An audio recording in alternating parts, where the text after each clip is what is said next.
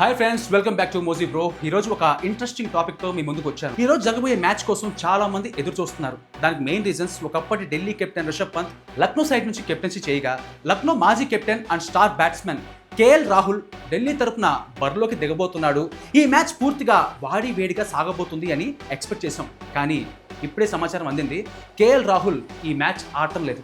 అవును, కేఎల్ రాహుల్ ఈరోజు లక్నో సూపర్ జైంట్స్తో జరిగే మ్యాచ్ ఆడటం లేదు. ఎందుకంటే కేఎల్ అలాగే తన లైఫ్ పార్ట్నర్ అతియా శెట్టి తమ ఫస్ట్ చైల్డ్ని ఎక్స్పెక్ట్ చేస్తున్నారు. ఎస్ ఫ్రెండ్స్, మన కేఎల్ రాహుల్ తండ్రి కాబోతున్నాడు.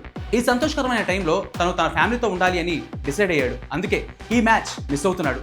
అతనికి మన అందరి తరఫున విషెస్ తెలియజేద్దాం. అయితే KL Rahul versus Lucknow super Giants మధ్య జరగనున్న మ్యాచ్ కోసం చాలా మంది ఆసక్తిగా వెయిట్ చేస్తున్నారు. దానికి కారణం పాస్ట్లో ఏం జరిగిందో మనందరికీ తెలుసు. అయితే ఇప్పుడు ఈ ఫైట్ మిస్ అయింది అనుకున్న వాళ్ళు నిరుత్సాహపడక్కర్లేదు. మళ్ళీ ఏప్రిల్ 22న వీరిద్దరి మధ్య మరో మ్యాచ్ జరగనుంది.